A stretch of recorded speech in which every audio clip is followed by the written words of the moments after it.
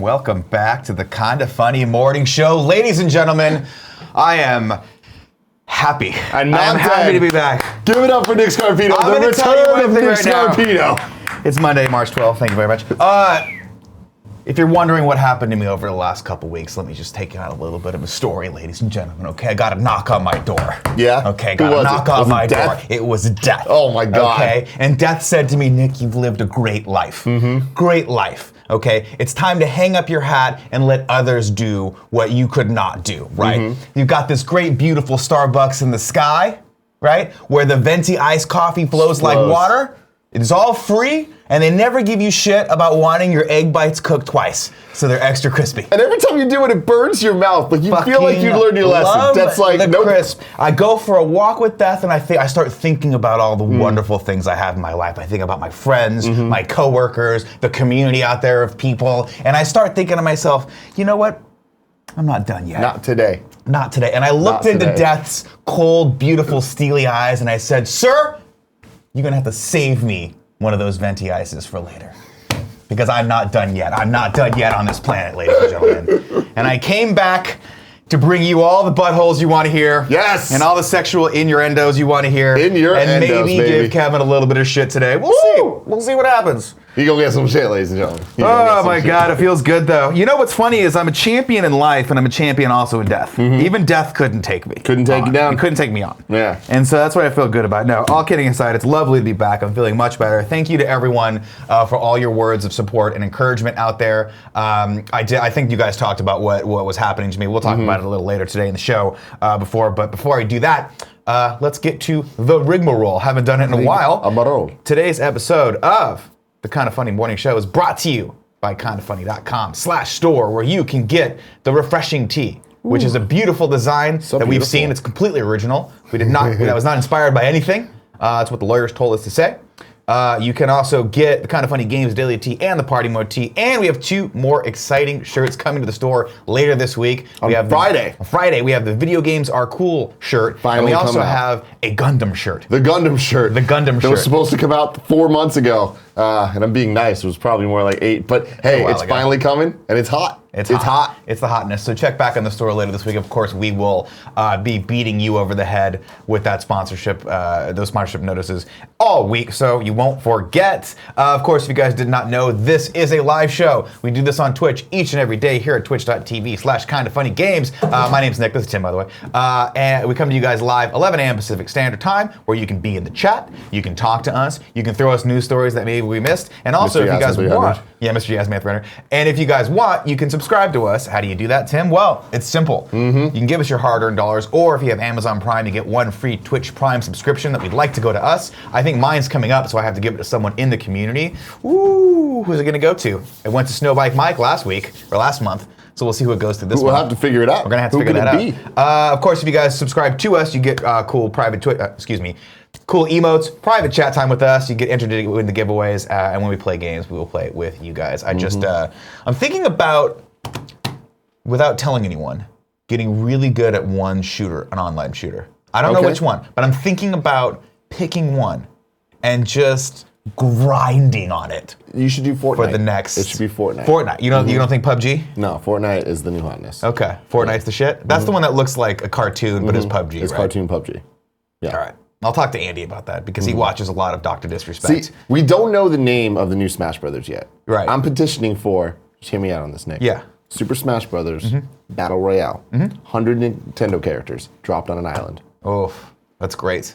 Original idea. Your way out. It's all mine. I've never heard of that before. That is awesome. That does sound fantastic. Of course, a couple other housekeeping things right now.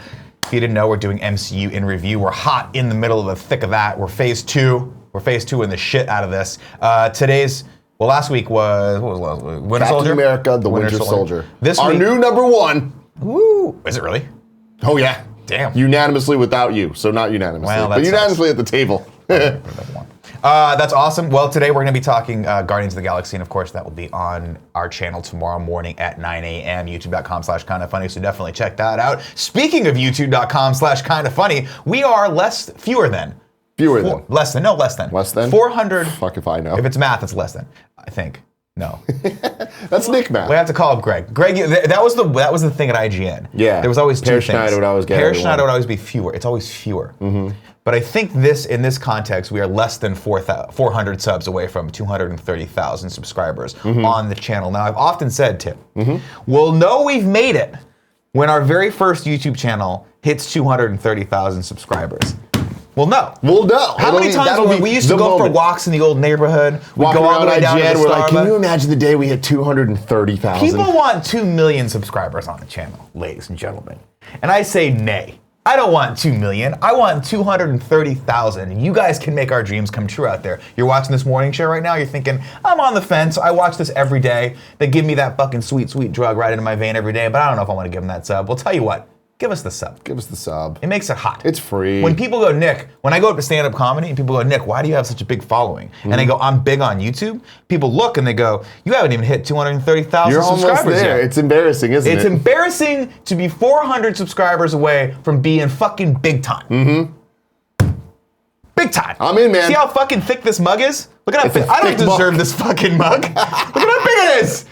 A guy with 230,000 subscribers on YouTube deserves this mug. Not me. No, I'm not even going to drink out of it for the rest of the time. I'm going to take a little sip, though. A little sip real quick. Other housekeeping things. No, that's it.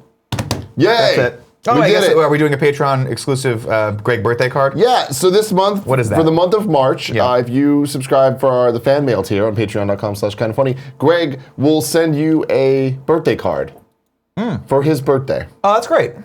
That's really nice. It makes a lot of sense. It makes total sense. Total sense. Famous last words in the chat said, wait, I thought Nick was dead. Well, clearly, sir, you weren't watching when I recanted the tale of how I beat death. I was on death's doorstep. Or rather, death was on my doorstep because I don't go to death. Death comes to me. That's how fucking baller I am. It knocked. I said, fuck off. It went away. So how was death like Bill and Ted style death, or was death like Infinity? It was literally the guy that was the bad guy in Die Hard 2, Death. Oh, okay. The Bill and Ted Death. Gotcha. Yeah, Gotcha. it was awesome. Cool. He was like, you think I'm about the sheep.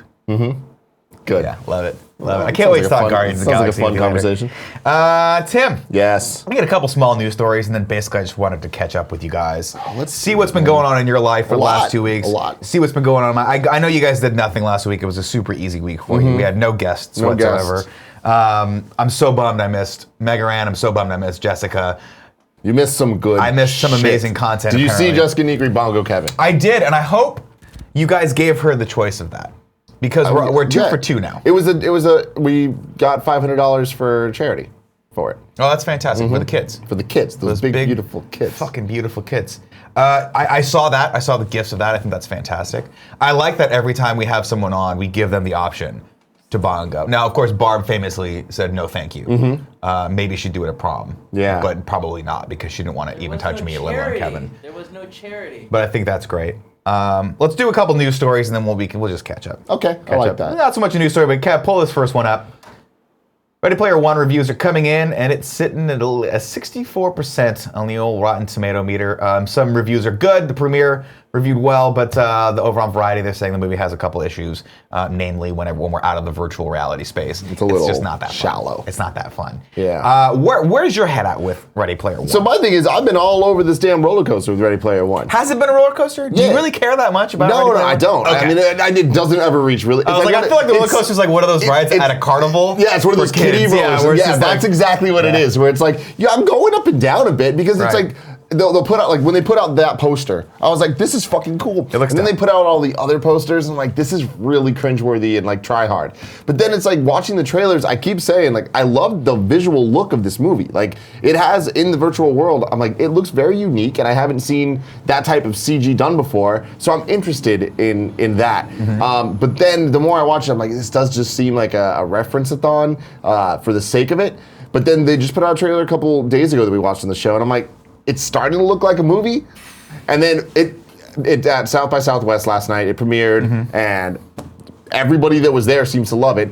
However, everyone always does. Everyone. That's what they said about Justice League. That's what they said about I will never forget. Now, I love all my friends that still work in the gaming industry and the entertainment industry as media. I love them all. But I'll never forget when people left the Justice League screening and were forced, you could tell there was a gun to the back of their head. Good Lord. That they were forced to say, they couldn't criticize it. They were like, you can't say anything about this movie other than the following.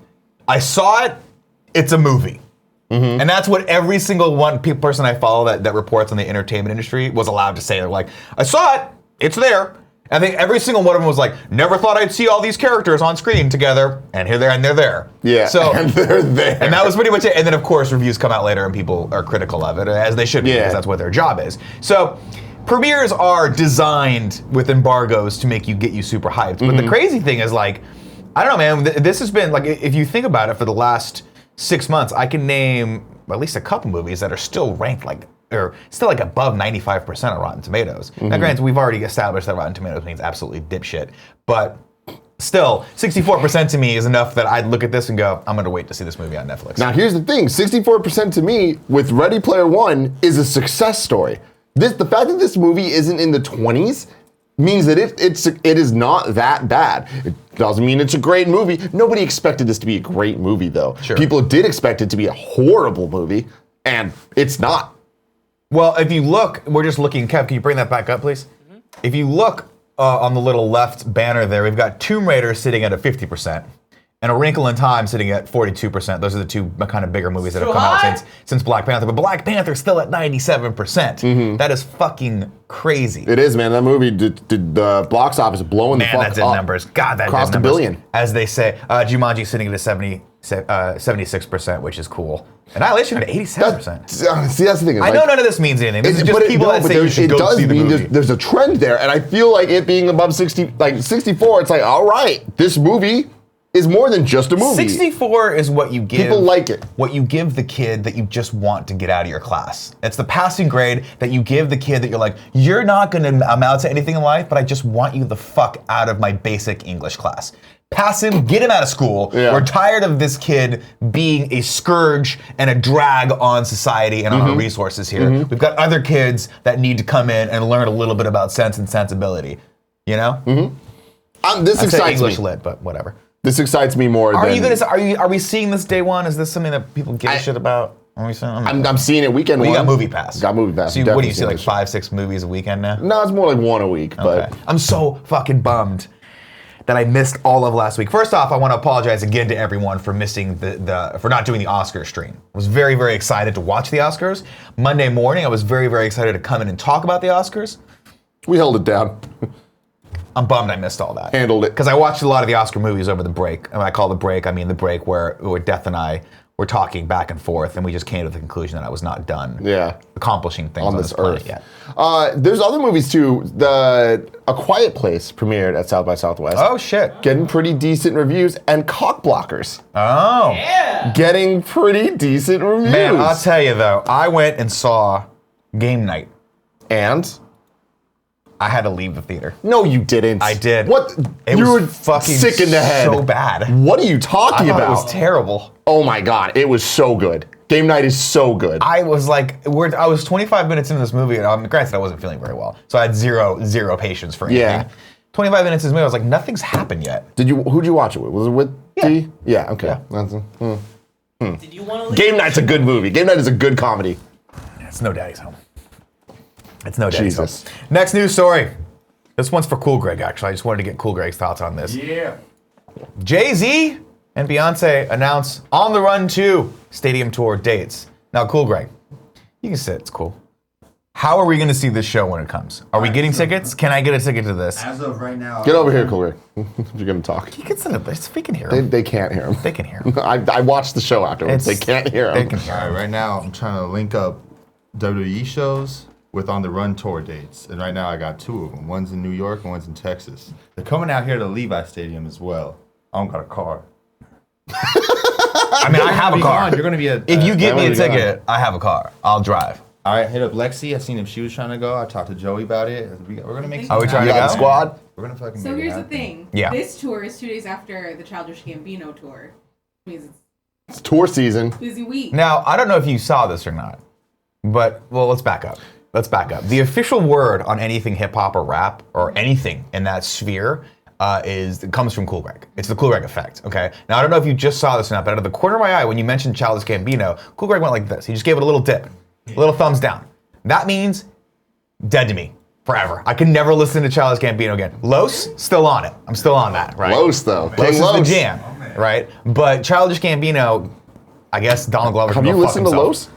One time with Cool Greg. Oh, okay. We had to slap in the car. Yeah, Los is fucking awesome. Because I asked him when Cool Greg and I drive, we bond. You guys are not privy. You're not privy to this, to the jam that we fucking do in this thing. But I was like, dude, show me something. Who am I supposed to be listening to right now? And he's like, yo, are you down with Los? And I was like, am I? And he's like, let's go. You might be. Kev, You might be. can you pull that story up again? Sure. I have questions. Yeah. Jay-Z's hair. When did that happen? Oh, so he infamously doesn't cut it while he's working on shit, you know? I love it. I love it. Yeah.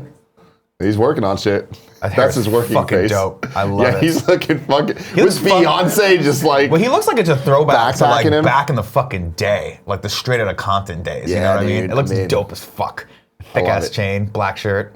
Also, you got Beyonce. Like, when Beyonce's got her arms wrapped around you, you look infinitely cooler than any of Totally. us could ever look. Oh man. So Greg, do you think this means there's gonna be On the Run 2 song? Some crazy shit. Yeah. I think so. Now, cool, Greg. Jay's he's the top for you, right? He's like the zenith. He's the goat, the greatest of all time. I'm excited for you on this one. Yeah. If I can get in on these tickets, let me know. See, so my last Jay-Z concert I went to, I was thinking like, all right, fuck the bullshit. Next time he comes, I'm gonna go front row. And now he's going with Beyonce, so I'm like, oh damn, I can't compete. Those with tickets are Beyonce going to be, fans. they're going to Those be girls go crazy. deep. Yeah, you can. You want to be, that's right where you want to be, friend. Yeah. You're tall, you're beautiful, they're going to eat you alive. The Queen Bee fans are going to fucking just converge on you, son. They're going to swarm you. Came over Greg, he says he looks like an old ass man trying real hard to still be cool. He's married to Beyonce, son. He is the definition of cool. He's a multimillionaire, probably closing in on billions at this point, if I had to guess. Real close. And he's married to Beyonce, and they have 2 cute kids. So everyone can fuck off. That's success by any definition of the word, in my brain at least. But again, what do I know? I'm successful in my own right. When death came to me, and said, Nick, your time on this planet is up, I said, sir, the check is in the mail. You go back to your fucking house, you check it, it's there. I'm gonna stay right here where I belong. We've only been doing this show for 18 minutes. Has that really? Why does it feel like we've talked about a million things? I don't know. We'll end it. Are you on the Games Daily today? I'm not complaining. I'm having a good time. I'm having a great time. Time doesn't fly when you're having fun. That's the new 2018 version. I don't know. Here's the thing. When I talked to Death, he was like, look, if you're going to do the show, if you're going to go back to your earthly form and do the show, get through the housekeeping faster. Because there's always one person in the chat on YouTube right now. If you're on YouTube, you should definitely leave a comment. There's always someone in the comment on YouTube that's always like, the housekeeping takes too long. And I'm like, what you don't understand is the show. is the housekeeping is the show. That's it. If you guys want actual authoritative critique of what's happening in the entertainment industry, Don't ask go Nick. watch Movie Talk. It's on at 9 a.m. and they actually have relevant things to say. Don't ask me. I get everything from them or the Hollywood Reporter. So that's just the way it goes. Now, Joe, I'm glad you're here because you are the only person that cares about the Academy Awards, like me. Okay. Like you're the only person that I know that watched this show. Yeah. What did you think of them? Like overall. Yeah. I liked them. Because I went back finally and watched Lady Bird and 3 Billboards, and I loved them. I thought both of them were very unique in their own right. Yeah. I still have to watch Call Me by Your Name. I still got to watch The Shape of Water, and fuck The Darkest Hour because it lost, and I don't fuck with losers. I don't fuck with losers. But that's what I did over the break. By the break, I mean where I had a break with reality and was just super, super sick for a very, very long time. For those of you guys that didn't know, I don't know if you guys talked about this or not, but I know you mentioned that I had shingles. Yes. That's what I was going. I thought originally I had a staph infection. Oh, gotcha. Okay. And so when I went into the doctors, that's what they diagnosed. I said, hey, I do jiu-jitsu. I roll around with sweaty dudes all the time, both on and off the mat. Hashtag and Nick Life. The first guy that looked at me, because I wasn't really presenting symptoms, it just looked like I had a bit of a rash, was like, I think you have staph.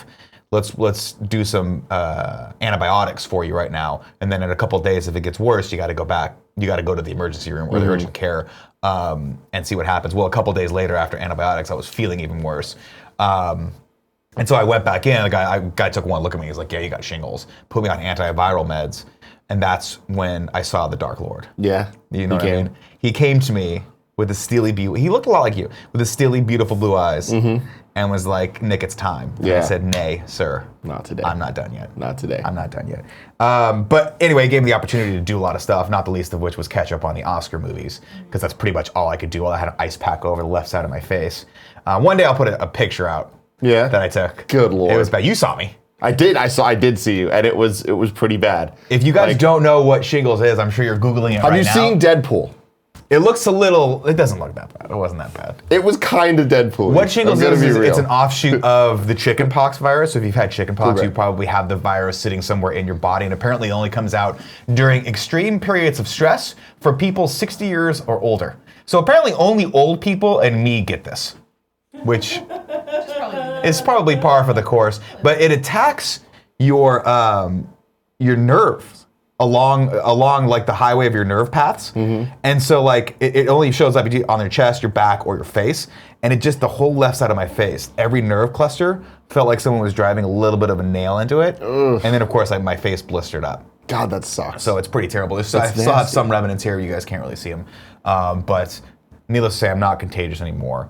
And to prove that, I've gone around and licked all of your coffee mugs. I appreciate it. I definitely appreciate that. I apologize on that front. But aside from that, I read 2 books, and I finally beat Wolfenstein 2: The New Colossus, which I can honestly, wholeheartedly say is a fucking awesome game. Awesome. If you guys are into first-person shooters, you owe it to yourself to play this one, bad boy. So Lady Bird and 3 Billboards. Yeah, Billboards. loved it. Lady Bird was great. Both of them? Lady Bird was fascinating because my wife had seen it and she said that it basically nails the mother-daughter relationship.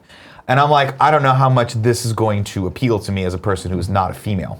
But I also have a mother, so at least I'm 50% there. Yeah, that's true. I watched it, and I think one of the reasons why the movie was so good was because halfway through, it actually got across that dynamic to me very, very well. Not only did it do that, but it started reminding me of a lot of the dynamics between myself and my mother. And so I was like, oh, it's not that far off from just the mother, child relationship. Yeah. Like if you have a mom and your mom, If you have a mom. My mom's a little crazy. Well, not everyone has a mom, unfortunately. But my mom was a little crazy. And so there were moments of that movie where I'm like, yeah, this is a conversation that Greta Gerwig took literally out of my life and just put on film, which is cool. But have you seen it yet? I haven't seen it yet. I think you'll love it. I didn't want to watch it, and then Gia went to see it without me, and then I regretted that decision. It's a... See with me. Yeah. What did you think of it? Oh, I loved it. Yeah. Because it's my life. It's like, I grew up in Sacramento. I went to an all-girls high school. Oh, wow. It is your life. Yeah. Did you see some of the places she filmed? Are you familiar with those? 100%. When there's so many of the things are so funny of like, and she's going to the Fab 40s for Thanksgiving, I think is what it was. It's like, that's like the fancy area of Sacramento. Interesting. And like even the like kind of bratty girl, she's like, she's from Granite Bay, which is like out where my parents live, and it's like the suburbs of Sacramento that are really fancy and stuff like that. So it's just like, only somebody that lives in Sacramento would know about these beats of things to actually be able to write about. Well, it's very fascinating though, because she makes this movie about Sacramento, which is a town that like I'm not even that familiar with, and I live in San Francisco. Like Sacramento to me is the town that I passed through on the way to Tahoe. Yeah. But she somehow made Sacramento like feel very accessible and like home, which was cool. And I love that. And I think it makes me think about having grown up in Riverside, which there are a lot of parallels to. It's like, not exactly the most desirable area to grow up in. But then you look back on it so fondly with nostalgia when you have a little bit of time away from it. You go back and you like after you've grown up a bit, you look back and go, it wasn't not a bad place to grow up. It was some good stuff, and it was smaller, and it was nice. So I really liked that. I'm bummed I didn't see it in theaters, but I think you'd dig it. Yeah. It's a slice of life movie though. There's no plot. It's very. I mean, I know a lot of people that grew up in Sacramento, so it's like I'm sure I know. It literally, but I mean, it just covers what it's like to be in high school, what it's like to have your first love, what it's like to just flip a switch on that person. Like, there's a great part. It's not a spoiler because there's no real spoilers in this movie. There's just a great part where she's dating one guy, and then they're in a coffee shop and she sees this like punk band, and she looks at the bass guitarist, and it's just. That's it. Love it. She's into that guy. Fuck yeah. That's it. Fuck and yeah. it just reminds you of how fleeting everything was when you were young. That's and great. How important everything seemed. And then in one flip of the switch, you're like, well, I don't care about that guy anymore. I care about this person now. So there was 3 Billboards. 3 Billboards was the next thing I watched. Well, actually, I watched that first. And I'm like, decidedly different movies. But I really liked 3 Billboards as well. And I can understand that neither of them, I dig why neither of them won, per se. But I think I really liked Three Billboards. I thought Sam Rockwell in that movie was fucking amazing. Did you watch Shape of Water? Not yet. Okay. Because it's not available to rent yet. And if I was buying all these, it would have cost me $100 to see all these movies. So I have to wait. There's a handful of movies that I although I did end up buying Ragnarok because Dee wanted to see it, and I was like, I gotta. You fucked up, I man. gotta stoke the powers of her nerddom. Yeah. Because every once in a while true. she goes like this. When are we getting to the second Avengers? And I'm like, soon. God bless her. Oh, man. She was disappointed that we had to watch Guardians this weekend. She was like, I really want to see what happens in Age of Ultron. And I'm like, okay. You're a fucking nerd. You're a fucking nerd. You watched the fun film that you were telling me about this morning. Yeah, I watched a movie called Thoroughbreds. Which was a big hit last year at, not South by Southwest. Sundance. And it premiered Sundance last January. It is Anton Yelkin? Is that his name? Yeah. His last movie. The last movie he was ever in before he died. So sad the way he went out, too. And it is written and directed by the same guy. I don't know his name. Let's look it up. I'll look it up while you talk. Yeah, written and directed by the same guy. It stars Anya Taylor-Joy and Olivia Cook. And it is a story of two high school girls that you're not really sure if they're friends or not, but they become friends over time and whatever, decide to kill one of their stepdads. Okay. And it is a fucked up black comedy. And it almost entirely takes place in a mansion that they live in.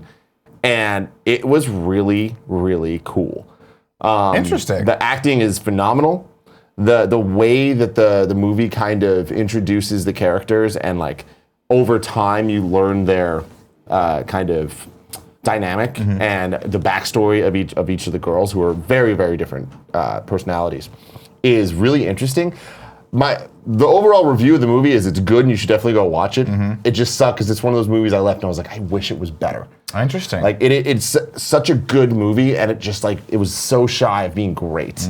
But my biggest problem is when it all wraps up, I was like, okay, so what were you trying to say? And I feel like the director didn't know. Like I feel like the moral at the end of the movie, I'm like, that doesn't match up with what this movie built towards. That doesn't drive. And there's a couple like things that they, put out there in the beginning of the movie, and then as the character kind of grows, there's some inconsistencies, and I'm like, when you drive so much of what this movie is on these two characters, you need to be consistent, or else it kind of falls apart. And it's like there's things that happen. I'm like, that doesn't make sense in this world that you built. Is it worth seeing in the theaters? Totally. I think it's a really cool movie. It's very low budget. So it's interesting to see the choices that they made, and it looks great. I'm not familiar with this director. Corey Finley directed this, and I don't know anything else he's done. Looking at his resume of films here, it looks like he did a movie called Burning Rainbow Farm. He's a writer, Sauna, and that's pretty much it. So this seems like it's his directorial debut.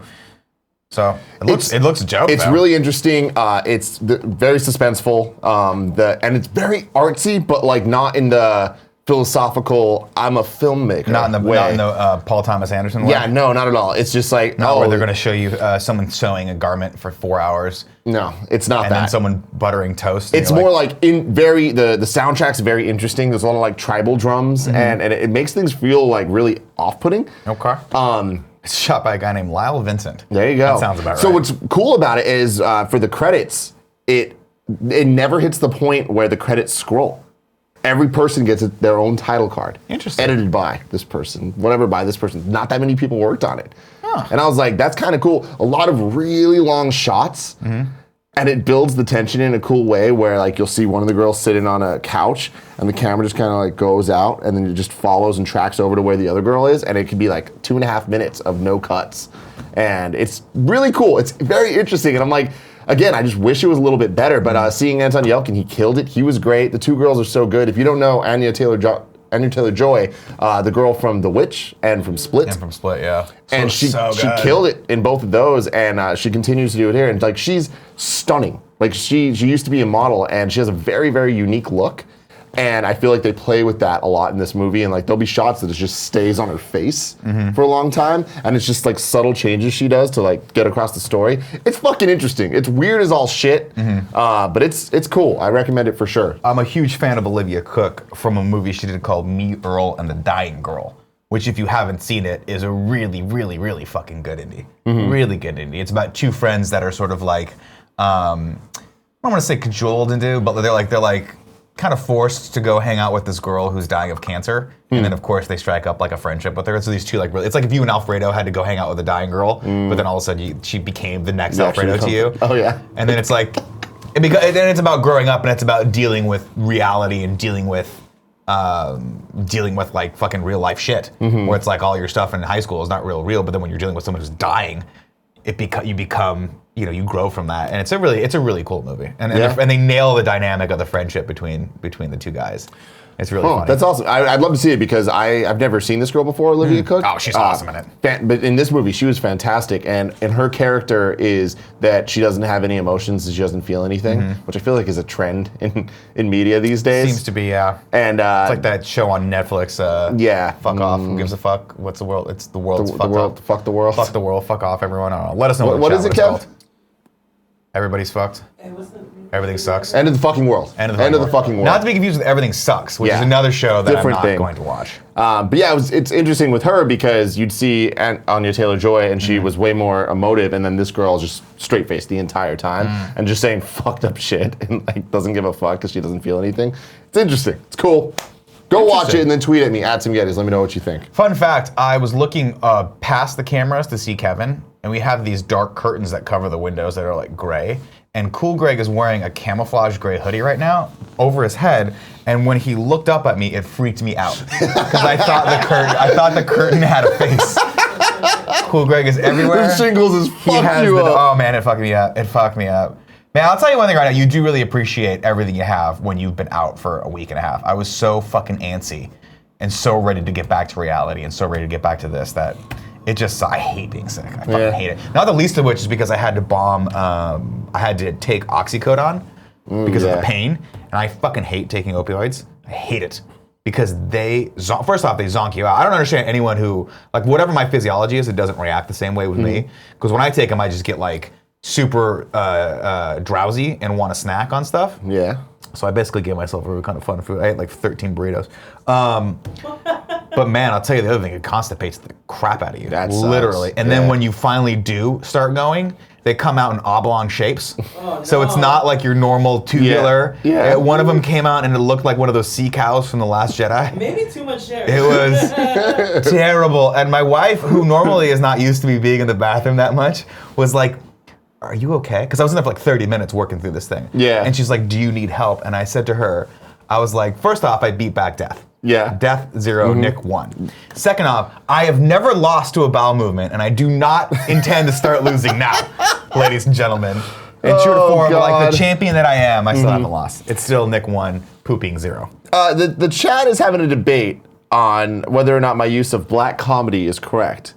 They're saying, no, it's dark comedy, and a lot of people say, no, black works too. Black works as well. Black is the original term for it. People say dark comedy because black comedy now, to some people, means Tyler like Perry. Like girls trip or whatever that yeah. stuff is. Like that's technically a black comedy for, like with a predominantly black cast. Okay. But you can say a black comedy to mean like one of the ones that I always think of because I thought.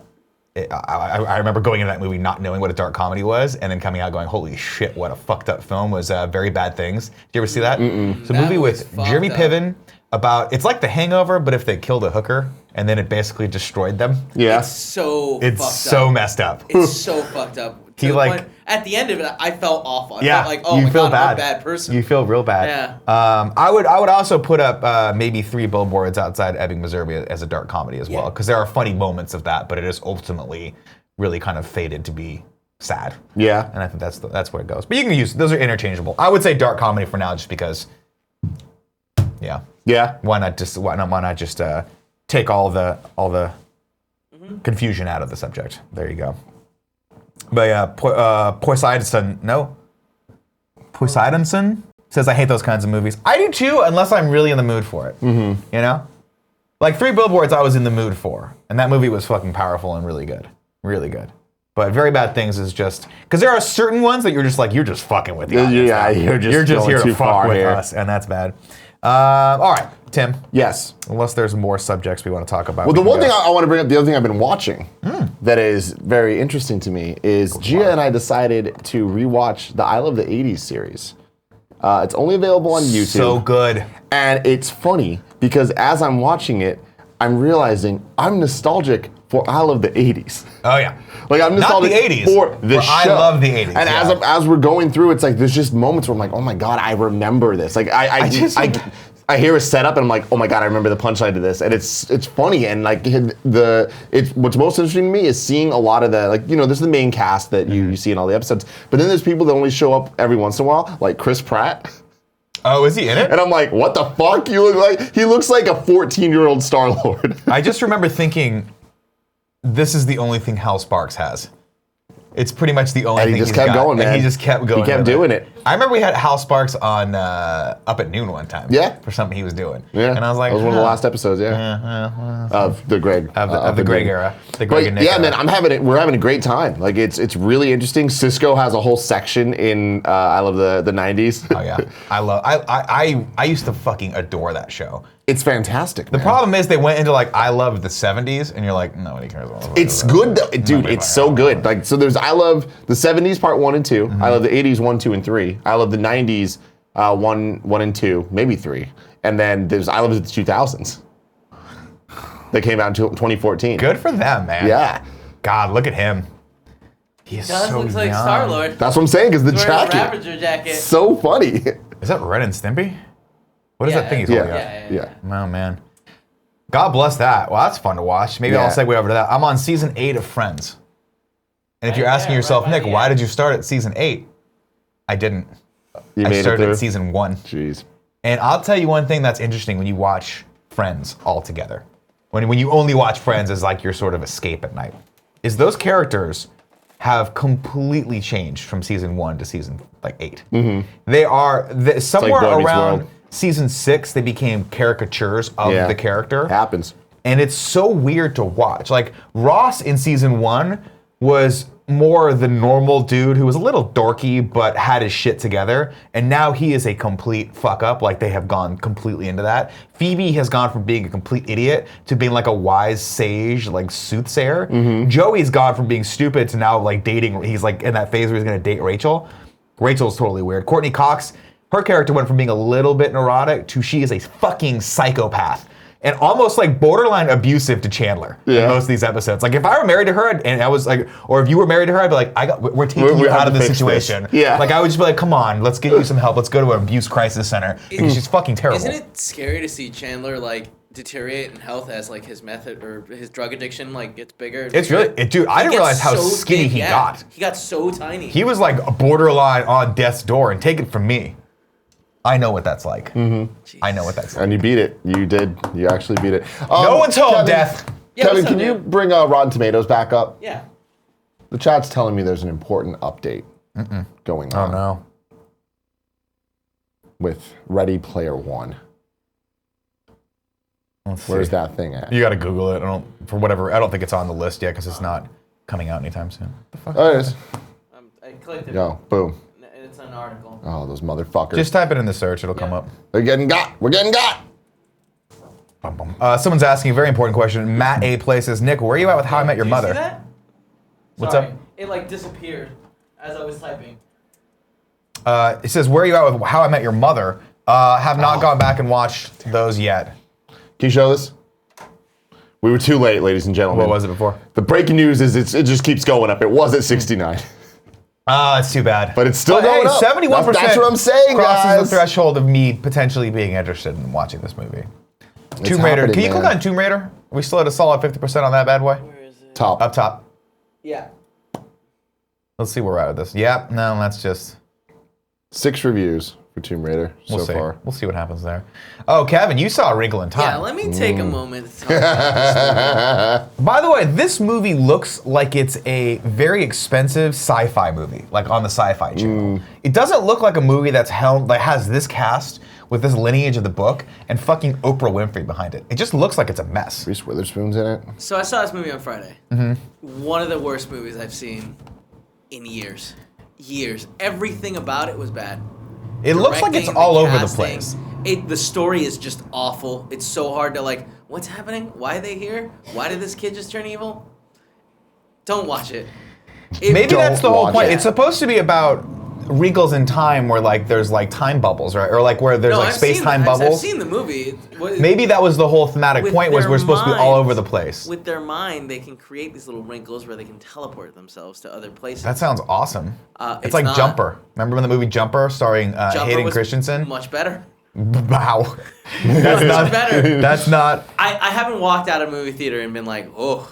See, it's weird. I can't believe that guy. I don't know what the budget was, but now what's crazy? A lot of people made huge mistakes. This movie, not #1 at the box office. That's something to wrap your head around. Black Panther beat this shit. That's understandable. Though. Is that understandable for a Disney live action blockbuster that's getting promoted like a motherfucker? Disney's done this before. Like they did that with John Carpenter of Mars, right? No. John Carter. John Carter of Mars. John Carpenter of Mars would have been. That's a fucking movie I would watch the shit out of right now. No, John Carter of Mars, another perfect example. This just for me, I honestly just think the previews will make it look terrible.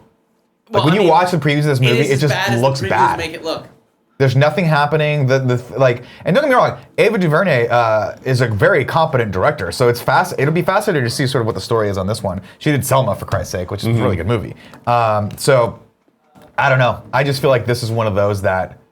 I also feel like Black Panther's dominance in the box office has a lot to do with this, where it's got so much energy and so much buzz that anything that's coming out within the next, the 4 weeks of it being launched, fuck you, you're done. I mean, dude, this is a major Disney push movie. Like, look at the cast. I know. Like, granted, it's still pretty nice to have #1 and 2.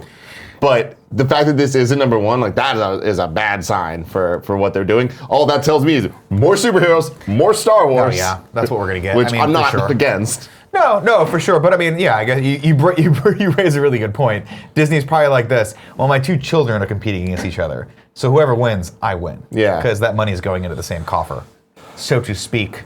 My wife went and saw Red Sparrow. Oh. Didn't like it. Oh, I heard Red Sparrow was fucking horrible. It was terrible. She said it was really... Yeah, a bunch of my friends saw it, and they were like, supposedly Jennifer Lawrence gets really naked in it, and they're like, that's the only redeeming quality. So, it'll be interesting to see where her career goes, because the last few movies she's done, if memory serves correctly, have not performed that well since Hunger Games. So it'll be interesting to see, cause she picked some really weird projects. We'll see. She's at that place where she can do whatever the fuck she wants. Yeah, but you gotta be real careful. You gotta be real careful with that place. Because a lot of people get to that place and think, I can do whatever I want. And then they wind up like Bruce Willis. Where you're like, you're doing remakes of the fucking Death Wish, yeah. Old 70s and 80s Charles Bronson films. Like, that's where you're relegated to the relevance of B-movie actor at this point. Like, she better be careful, because you pick a couple more stinkers, and all of a sudden, movies of hers are gonna pop up on demand.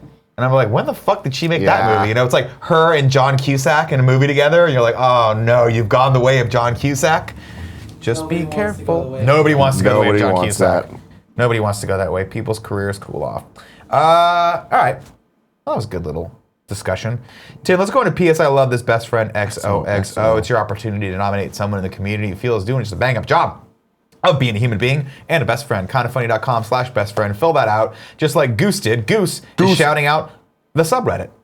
Ooh. Says, on the Barbara Dunkelman episode of GOG, you all talked about what you do for others when you are in bad places. I recently posted in the subreddit asking for help. I was in a tough spot and didn't know where to turn. Luckily, within a few hours, plenty of best friends responded with kind words, which simply brought me to tears. The kindness of these people bestowed on me merely because we watch the same content is simply awe-inspiring.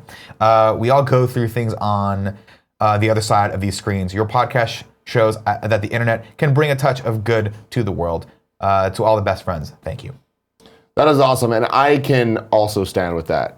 Reddit.com/r/kindoffunny. Great place to be. Great place to be. And I frequent there multiple times a day. Yeah. I know a lot of us do as well. We're always in there. I even you guys check are in on fucking that every awesome, once and in a I feel while. like it's a very good example of our community. No, normally I check in just to see if the word Nick pops up anywhere, and then once I notice it doesn't, I'm just out. It does a lot though. If you guys know this, I beat death. I have a newfound lease on life, and so You're the I don't keeper have of many time. I'm the things. keeper of many things, not the least of which is my own mortality. Yeah. Okay. Blade Runner, Departed, Open, Jesus, my own mortality. Yeah. Right. Whether or not I am in charge of being alive, and it turns out I am, largely with the help of my wife, who saw me almost crying. Trying to poop. I was like, oh God, this is the worst. She's like, does it look like the sea cow from The Last Jedi? And I'm pretty sure I was making the face. Yeah. I was like, yeah. Nailed it. That's the face. All right, ladies and gentlemen, That is giveaway the time. face. Tim, tell people how they can win this giveaway. Oh, there's 4 ways to win. 1, you can be in the Twitch chat. 2, you can be a Twitch subscriber. 3, you can go to patreon.com/kindafunny. Or 4, you go to patreon.com/kindafunnygames. And the $2 or above level on either of those, you get a chance to win. All 4 of those can stack if you do all 4 of them. And we'd really appreciate that. Those are the super chosen for you. You get to quadruple your chances of being just awesome and winning. Ladies and gentlemen, today's winner comes from Kinda Funny Games Patreon. Congratulations to Jeremiah Bueller. You have won The Fall Part 2, Unbound on Switch. So congratulations there. If you guys did not win, I apologize, but maybe you'll win tomorrow. Bow, bow, bow, bow. Bow, bow, bow, Nick, bow. you want to Yes. read some tips? Oh shit, I totally forgot about that. Turns out I haven't done this show in a while. Yes, let's read some tips. Ignacio Rojas has given us our first tip and said, Nick, please tell Kevin to tell Cool Greg, to tell Tim, to tell Andy, to tell Kevin I said hi. Also, here's a fun clip for that sweet candy mijo, which I assume is Andy. So Kevin will look at that clip. If it's not funny, you will be banned for life. Greedy Ears has given us a tip and said, good to see you're back from the brink, Nick. I had shingles at Christmas and would rate it pretty low on fun things to do. Now you're Shingles at back. Christmas. If I asked you for a double entendre, what would you give me? Shingle all the way. Yeah, shingle all the way. There you go. There it is right there. I saw it on Reddit. Did you? When he brought up Christmas, and then it just made sense. Shingle all the way. There you go. Panzer G2 says, Nick, welcome back. I'm glad you won your game of Battleship. Please never leave us again. Also, you owe us a Sword Art Online review. I do owe that. Dizaru says, hey, Tim and Nick, welcome back to the world of living. Nick, to celebrate, here's some of Tommy Wiseau's Joker audition. Yeah, I saw this pop up on Reddit. I haven't seen it yet. We'll watch that in a sec. And Flowers for Aragorn has given us a cheer and said, why is cheering so weird? First time tipping and I'm using the bits right. Glad to have Nick back. Well, thank you. Appreciate that. Do you want to watch this? Yeah, I think so. Is it funny? Let's bring it up. I think so. 22 seconds. Good fun clip length.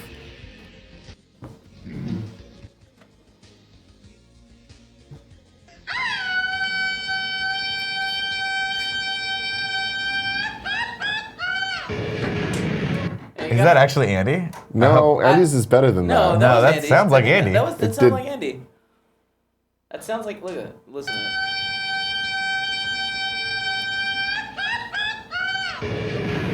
Andy's is better than that. Who knows? Andy! Andy! While Andy comes, you guys want to watch this? Yeah, let's watch that. I need him. Where is he? Where is the Batman? Where is... Stand right here. Hey, it's Peter Gilroy. Not the Batman, get out! I need Batman. Where is he?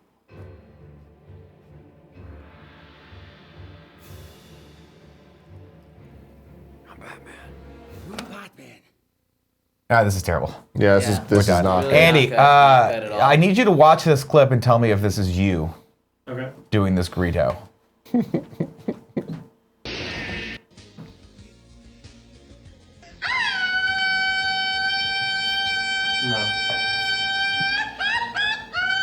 No, I don't go down like That's that. what I'm saying. He doesn't go Let me- down. can you show me You what it- fucking assholes. Yeah, Can there's you a, give me- There's a definite. How do you not know? crescendo Yeah, he goes, stuff. I can't even do it.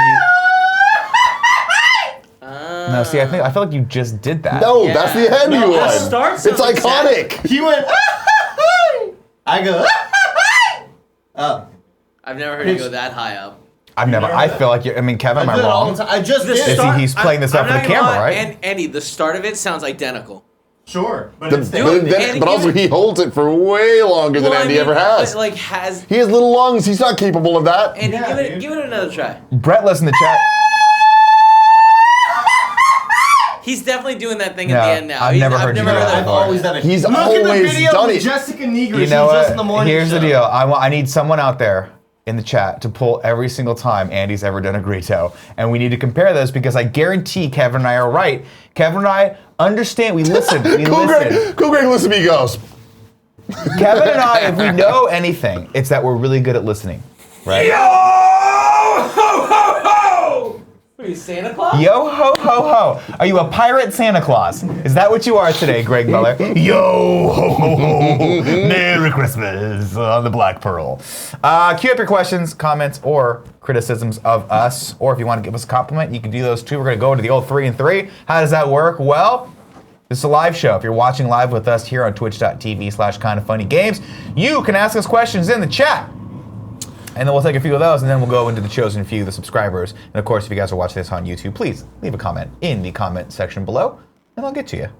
Zjast says, what's the next movie this year that you guys are excited for? Now, I'm just going to throw this out. I'm not sure that it's actually the next one, but while I was watching Thoroughbreds in the theater, I was looking at all the posters, and I saw a poster for Super Troopers 2. Oh, fuck yeah. And it made it so much more real. I think that's 420, right? 420. Yeah. But like seeing the poster, I'm like, oh my God, this is a real movie. This is actually happening. What's the over-under on that movie being Dude, good? here's the thing. I'm going to enjoy it. Fuck yeah, we're going to enjoy it. Is it going to be nearly as good as Super Troopers? No. My thing is I hope it's not the worst Broken Lizard movie. It won't be. Because they're going to, revisiting those characters, playing around in that sandbox again, I think is going to be really fun for them. Yeah. My thing is, I know this is going to be hard for you to hear, Tim, but I'm gonna admit something to you right now. And I know as my friend, you're going to say, Nick, Don't no. stop. You're going to say, Whatever. Nick. The chat's already turned on you and your thoughts on movies, but go, Nick, go. Give me I know the it's going to bullshit. sound crazy that sometimes I look back very fondly on movies without actually having watched them again and think of them very highly without actually having any basis for that opinion. I know, you're shocked. You're shocked. But recently, as of about 6 months ago, on a plane, I forget where we were going, but it was like in LA, I watched 30 minutes of Super Troopers. And I'm like, this movie is still fucking funny. Oh, thank you. Thank Okay. God. Good Oh, no. Lord. Well, you think, I fucking back. Why did you just set this up? That Bro, you were about to blow my mind. Fucking put money into Super Troopers 2, bro. I I know. need people to go see that because I need my money back. They're going to give me That's my how that return of my works. money. Uh-huh. Right? I backed it on Indiegogo. They give you money back, right? Yeah. That's how it works? No? No. Well, fuck it. Do whatever you want to do. No, Super Troopers is great. I'm looking Okay, forward to the second fuck. one. Oh my God. But the I big got question, so the scared. big question I have though is it going to be? Remember when Ghostbusters came out? You don't because you were not born yet. No, But Ghostbusters came out 2016. and loved it, right? And then we wait like 4 years and we get another Ghostbusters, but they're old and their hair is wrong because it's like they're thinning and they bushed it out. Like everyone's hair was really high, and I'm like, are we gonna get that there? Are they gonna be old and fat? Some of them, yes. But I think that's okay. Is Jay Chattahowski gonna be fucking? Is he gonna be pudgy or is he gonna be fit? Because he was always skinny as pudgy. fuck. Jay. He's the director. The Yeah, Indian yeah. dude. No, I mean, he's always kind of pudgy, but like not in a bad way. He's got the big mustache. He does. He has the fucking power. Let me ask you a follow-up question to this. The mustache rides again is the God, I tagline, hope by that- the way. Oh, that's fucking so good. That's so good. So fucking good. So my thing is, I feel like this movie is set up to fail because if they don't make a bunch of references to the first one, people are going to be pissed. If they do make a bunch of references to the first one, people are going to be pissed. I think they need to make, because we've already seen the preview for it. We've already seen the trailer where they do the meow thing again. And it's funny. It is. And, you got Farva there. He's still being Farva again. Yeah. You got Mac. They're all there. Yeah. I just want them to do what they did with the first one, where they actually craft some sort of coherent, compelling story that makes you actually care about the characters. Because the actual good part of Super Troopers, aside from all the jokes, is that there's a story, you actually care about these people. Yeah. They're fucking idiots, and they fuck around at work, but you don't want the state trooper office to close. You don't want them to be out of jobs. Totally. So, God. This fucking movie. Let's I just know. go watch it. I know, now. it's gonna be good. That is, I'm very excited I about watched it about a month ago with Gia for her first time, and she liked it, which I was very shocked by. Because comedy's hard. Comedy Especially is going back not to easy. old comedy's made in the 90s. It's like, no, but I swear by it. It's like, this ain't gonna be good. It please was tell good. me you were like, oh, Gia, if you like that, you gotta watch Slammin' Salmon. Well, I told her, I filled her in on all the gaps. And again, I don't think that Broken Lizard has made a bad movie. They've made ones that aren't that great. It doesn't matter. What was it? Club Dread is terrible. so, no, dude, it's Unwatchable. No, that's not true. It's so I watched funny. the first 15 minutes. I can't get through this movie. Can't get through it. It was the game night of Broken Lizard movies. Game night is in another league compared to Club Dread. No, I guess it's not a Broken Lizard film, but didn't like Jay? I can never say the guy's So there was name. Puddle Cruiser, and then they turned in. Then that was like the indie college movie they made, and then they did Super Troopers. Then they did Club Dread.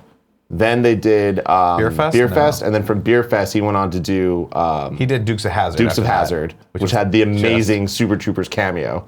That's right. Which was fucking great.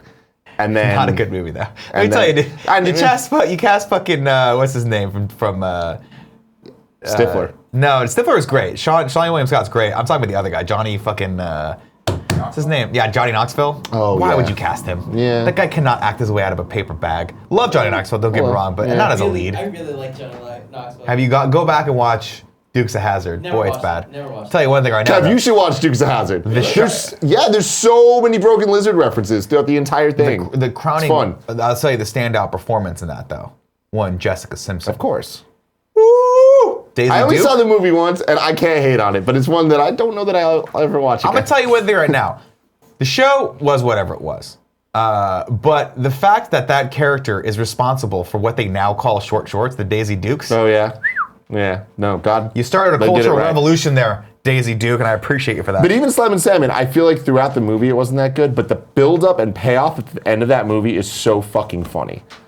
All those movies have jokes that are just next level shit. Yeah. So shout out to you, Broken Lizard. My dog Nick 96 says, "What do you think of Bobby Tarantino 2?" I haven't listened to it yet. What do you think? It's fucking awesome. I love it where he's just like, I'm going off, I'm fucking, it's mixtape style, fuck shit. We're just going straight into some like, fuck you, I rhyme better. And it's good. It's good. It's fun. It all sounds exactly the same. That's fine for me. It's fine. It's cool. More logic. That's good. Yeah. I had a good time with it. There's some fun skits and shit. I liked. Was Bobby Tarantino one? Was that the one where it was like he's on the space station and just floating through space? No. Bobby Tarantino is his mixtape series. Okay. Like not his albums. It's just I love it's him just talking shit. By the way, whoever does, and I'm sure you know the person's name because you're a lexicon of all things. I don't know who does the his art. fucking album art. It's a friend of so his, yeah. good. We need to contact that person and have him do all of my profile pictures. Yeah. Do you think he'd do that for free if I gave him exposure on the premier Instagram video blog series Maybe. on Instagram, Nick Knight, which I haven't done in 3 weeks. Mr. Yasmin said, Nick, have you watched the trailer for Christopher Robin? No. You haven't? No. Dude, I'm in. Are you? McGregor? Yeah. Yeah, I am. The only thing, here's the deal. I will not watch another Ewan McGregor movie until they put a lightsaber back in that man's hand and they give me the Obi-Wan movie that we all fucking want. And I'm not talking Obi-Wan with a fucking sea cow where he's on an island like a... Never mind. I saw a GIF somewhere that they took the end of the Christopher Robin trailer and added General Grievous's lightsabers to Pooh Bear. Awesome. It was Mr. Kenobi. It was so fucking good. Drewski2K says, Nick, do you fuck with MoviePass yet? Getting there. As you guys know, any subscription service at my household is a hard sell to my wife. And so finally, after we saw Game Night, she was like, if we had MoviePass, we'd stay in this movie. But the fact that we weren't enjoying it, we wanted to leave and get our money back. It blows my mind. Game Night is so good. I couldn't get into it. And it's good as a movie, not just a comedy. Like I liked Jesse Plimpton's character in it. Plemons, the guy plays a weird cop. But then on the third time we're talking to him, I'm like, this is fucking weird. Dude. And then we needed to get to the game faster. And then the only characters that I cared about were the fucking Bates' character and Rachel McAdams' character. But the other side characters, I was like, this is stupid. Oh my God, man, you missed out on everything fucking good, dude. I'll watch it again when it comes back. I'll watch it again when it comes to Netflix. All right, let's go into sub-only mode. And then we need to do something really good for lunch, because it's my first lunch after battling death. Eric Skirk says, Nick, now that you're live again, is the Jackmanoff still on? It is still on. I got to read. One of the things that I've been researching, I researched a little bit over my sick break, was my diet plan. And I really want to get back into a hardcore keto diet plan, and I want to share that with everyone. So I'm trying to figure out which one the best is to do. And I meant to start it on the 1st of March, but as you guys know, got a little knock on my door. Good Lord. From one Grim Reaper, and we fought the good fight. Luckily, I've been training in jiu-jitsu, put him in a fucking triangle, said, I'm not ready to go out yet. He said, all right, sir, but I'll get you one day. And I said, we'll see. We'll see. I'm a champion of life, I'm a champion of death. B Silver 87 says, what hair products do you guys use? My beard gets way too itchy these days. I use a hair product. I can't remember who makes it, but it's called Night Rider. That's fucking dope as hell. That was the coolest thing you could have possibly said. I just picked I that use up. American Crew, the green one. Oh, I like Crew. The green. It smells like pomade, green tea. Yeah, So good. It's good. I'm disappointed though, because my hair stuff used to smell really good, and I think they cut back on the additives because now it just smells like the putty.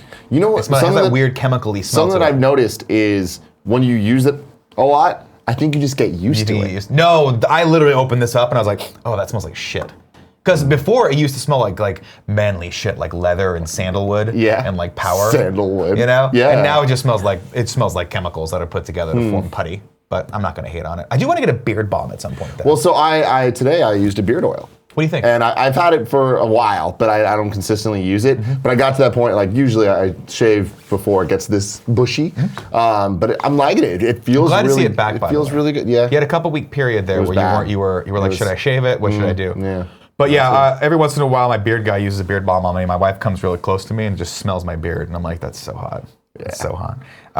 Let's see. Bizarre Monk says, Nick, what is your opinion on Rodney Dangerfield and his frenetic one-liner stand-up style? I'm reading Rodney Dangerfield's autobiography right now. I read Steve Martin's autobiography as well. Very, very good. If you guys like stand-up at all, it's 200 pages. It's fucking phenomenal. He does a really good job of painting the picture of what it took to get to that level of success. Rodney Dangerfield, on the other hand, I don't think a lot of people sleep on Rodney Dangerfield because he was super mainstream for a while, but only for like a moment. And it wasn't until he was way later in life. And the fascinating thing was he quit comedy for a very long time, came back in his 40s. And in his 40s is when he started enjoying the success that he got. It's when he started doing like The Tonight Show, when he did, not Merv Griffin, doesn't matter. Doing like late show appearances, and then also because he wanted to be closer to his family, started Dangerfields, and that's the point of the book that I'm at right now. Is when he started his club in New York, everyone's like, "You're fucking crazy! You're selling out big theaters. You should keep going on the road." And he said, "No, I want to start a club," and in doing so, was able to help a lot of local acts, and then got an HBO series called, I forget what it's called, Rodney Dangerfield like Presents, and that's where he would take up and coming comics like Andrew Dice Clay and get them some more TV exposure. So it's really, really cool. As to his frenetic one-liners, I think the only one that I remember in the book, and I don't know if this was his or one of his friends, I think it might have been one of his friends, but are you familiar with Rodney at all? He has I get no respect. He has one that was in the book that, now that I'm thinking about it, I don't think he wrote, but it's still funny nonetheless. He goes, I feel bad for short people. When it rains, they're always the last to know. That's funny as fuck. I love it. All right, final one of the day. The Stoner says, any prom news yet, guys? Prom, like we said, tickets will go on sale in March. We're just locking in the ticketing site and a bunch of like those things and confirming some stuff. Once that's ready, we'll announce the date, but it will be later in the month. But you will have a lot of time to know when the tickets go on sale. Do not worry, you'll be fine. If you're planning on going to this thing, you'll know way ahead of time. We are making great progress on that. Tim? Yes. Thank you so much for joining me on my triumphant return to the show. Feels Ladies good. and gentlemen, thank you as well for being here. It's always, as always, my honor to be able to do this, as I learned, of course, while grappling with death in the most important jiu-jitsu match of my life. I really missed this. I'm glad to be back. I will be back tomorrow morning, 11 a.m. Pacific Standard Time, here on twitch.tv/kindoffunnygames. And of course, if you guys are watching this on YouTube, leave a comment, and we'll respond to those. Until then, have a beautiful day. Kevin, cut the feed.